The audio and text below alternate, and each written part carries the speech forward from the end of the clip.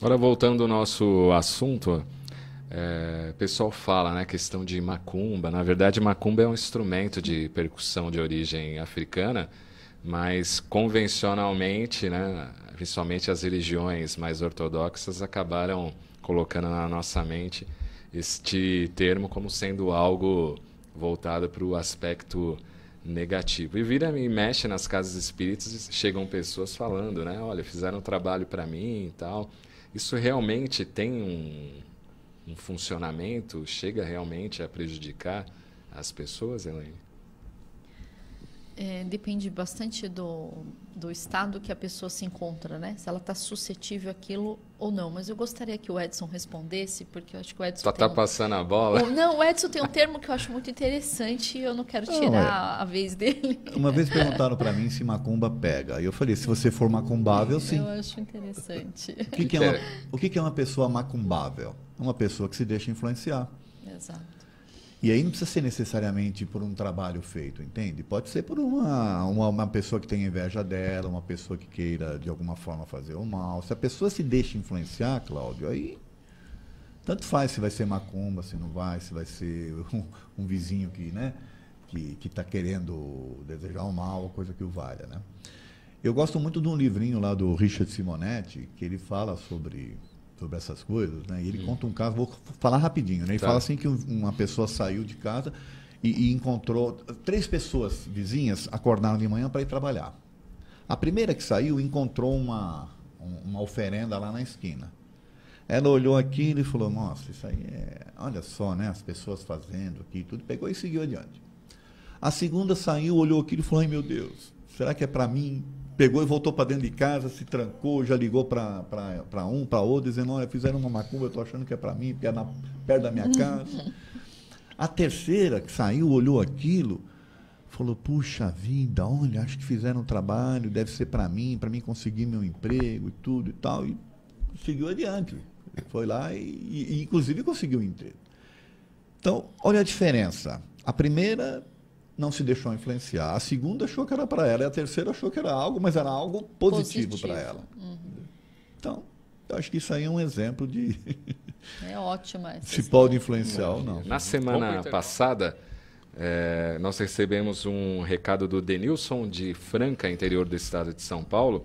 E aí ele diz o seguinte, bom dia, respeito a opinião do colega, mas as obras do Chico sempre passaram pela análise da Federação Espírita Brasileira. Se existe um médium que sempre se preocupou com as suas publicações, este médium chama-se Chico Xavier.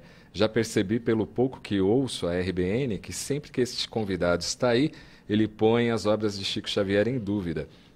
Devemos tomar muito cuidado nas opiniões que emitimos, pois existem milhares de pessoas que neste momento estão ouvindo a rádio e que pode levar a questionar a doutrina espírita se realmente ela é verdadeira. Muito obrigado, tenha um bom dia, Denilson de Franca, interior do estado de São Paulo. Na semana passada a gente comentou aqui de médiums, dessa relação da psicografia.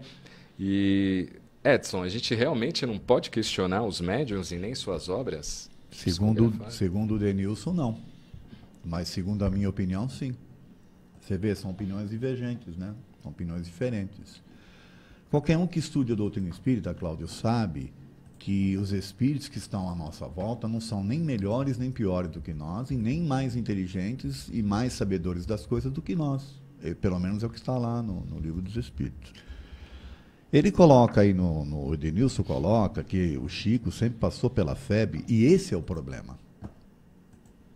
O Chico é uma pessoa respeitável, ele é um médium. Não quer dizer que ele, como médium, fosse um estudioso da doutrina. Ele mesmo dizia isso, que ele conhecia pouco. Ele tinha características e conhecimentos e entendimentos católicos. Então, muitas das coisas que ele recebeu foram de influências católicas, que se inseriu no meio espírita. A Federação Espírita Brasileira se coloca como casa máter, ela tenta se colocar como sendo a casa, vamos assim dizer, que organiza o movimento espírita. E isso não é uma realidade. Uhum. A FEB atende um determinado segmento, então tem espíritas que seguem a FEB. Mas não todo mundo. Mas nem todo mundo, tá certo? O movimento espírita é um movimento livre. E, infelizmente, o Chico, muitas das obras dele, até 1969, se eu não me engano, ele passava todas as obras dele pela FEB. Depois ele também rompeu com a FEB, tá? Eu até convido aí o Denilson que procure entender por que o Chico rompeu com a FEB. É Tá uma história de bastidor. Existem situações. Então, a FEB em si, por ter essa ideia de se sentir como a casa máter, aqueles que têm eles detêm ali o poder sobre a orientação espírita no Brasil, sobre o Evangelho, isso ir designado pelo Ismael, né, que é o anjo, você começa a entender que existe uma mistificação ali, desde o início do nascimento da FEB. Sem contar o fato que eles defendem Rusteng. Então, é isso que eu queria falar. A FEB, o Chico passava todos os livros dele para a FEB, inclusive os originais ficaram com a FEB, a gente não tem acesso aos originais, a gente não sabe se houve ou não adulterações. Então, quando a FEB coloca lá no livro Brasil, Coração do Mundo, Pátria do Evangelho, na página 124, uma defesa de Rusteng, começa a haver um questionamento dos espíritas que pensam. Espera aí, o Chico realmente escreveu isso aqui? Você não sabe, porque você não tem acesso, tá certo? Quando ela, no livro Voltei, do irmão Jacó, apresenta ali Bezerra de Menezes como sendo um benemérito, que era um ex-presidente da FEB. Na sequência, vem ali Guilhom Ribeiro, que era outro presidente da FEB. Depois, o Saião, que era outro presidente da FEB. O Leopoldo Cine, que era outro presidente da FEB. Né? Todos rustanguistas. Tudo rustanguista e tudo presidente da FEB, tudo num nível. E mais, eles vão se encontrar depois com uma entidade luminar, que é uma estrela que vem para se apresentar. E aí a Bittencourt Sampaio, que foi o primeiro presidente da FEB. Peraí, alguma coisa tem, né? Então tem que se questionar, você não pode aceitar as coisas sem questionar, entende? Nós já falamos num programa anterior aqui que as editoras têm uma grande responsabilidade pelo que transmitem. Ora, uma coisa é o médium receber, Cláudio, uma informação que vem do espírito. A outra é daquele que vai publicar. O que vai publicar, pelo menos, tem que fazer uma análise, tem que fazer uma separação das coisas. E, inclusive, comparar as obras com o Kardec. O Kardec recebia as obras de diferentes espíritos. É o controle universal dos ensinos dos espíritos, tá certo? Eram espíritos diferentes falando através de métodos diferentes. Quando você tem hoje, infelizmente, uma obra onde um espírito coloca uma situação que contradiz Kardec, eu prefiro ficar com Kardec, por enquanto. E não desmerecendo o espírito e nem desmerecendo o médium. É só uma questão de usar o bom senso. Tá certo?